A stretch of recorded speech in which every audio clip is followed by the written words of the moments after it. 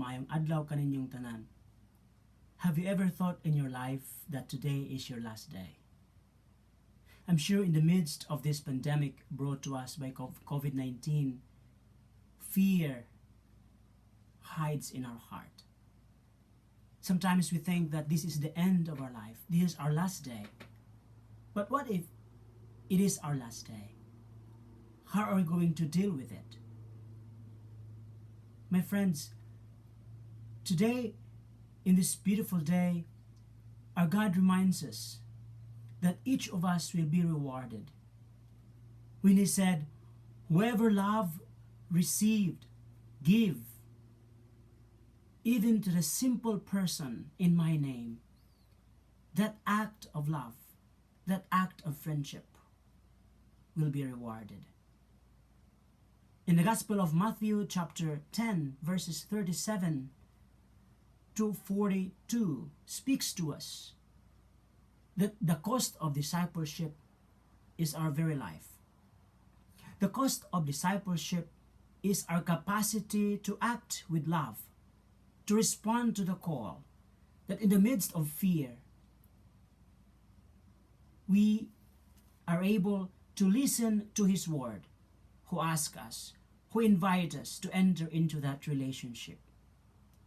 In fact, in Romans chapter 6 verse 10, St. Paul says, as to His death, He died to sin once and for all. And so His life, He lives for God. What do we live for? Do we live day by day with a hope? Or we live day by day full of trust and faith in God?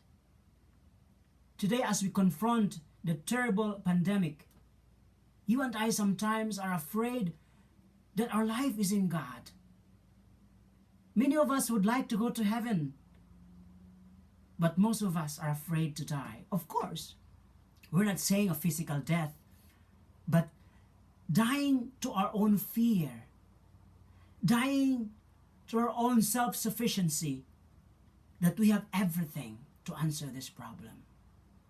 My dear friends, our life in this world is passing.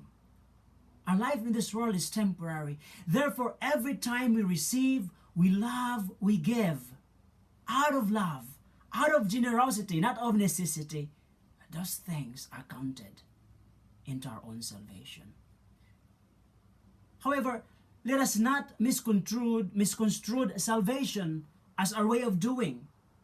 But really, it's an invitation from God for us to enter into a relationship, because to be in relationship is a vertical and horizontal relationship. It is a cross that points us no more, no less to God, to Jesus. Therefore, when we do our work, whatever we are in the society, in a public service, in a private service, maybe you're a married man, married woman, single person, or a civil servant, you and I are called to that love, to give out of generosity from our heart. For whoever give, even to the simple drink, to a simple person, because the person is thirsty, the person will be rewarded. And each of us will be given according to our capacity to receive and our ability to give. Therefore, whoever we're in the society, there's no such thing as you are better than me, I am better than you. No. Our gift is for us to build the kingdom of God here on earth, to heal the wounds of division and sin, to be united so that this world will be a better place the first time we found it.